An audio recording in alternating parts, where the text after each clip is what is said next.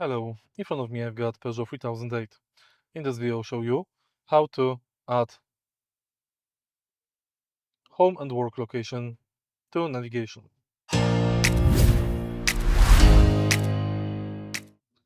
In the beginning, take a look at the navigation, go to menu and my destinations.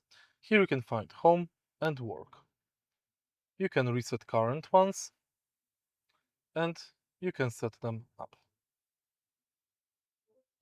Define home address.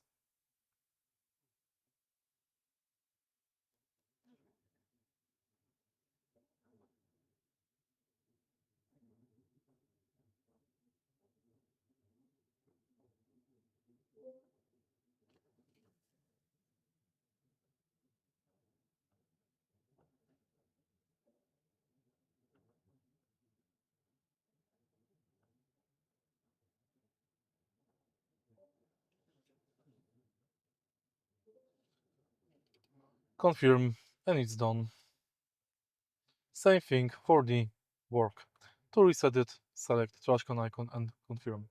If you find this video helpful, please click, like, comment and subscribe.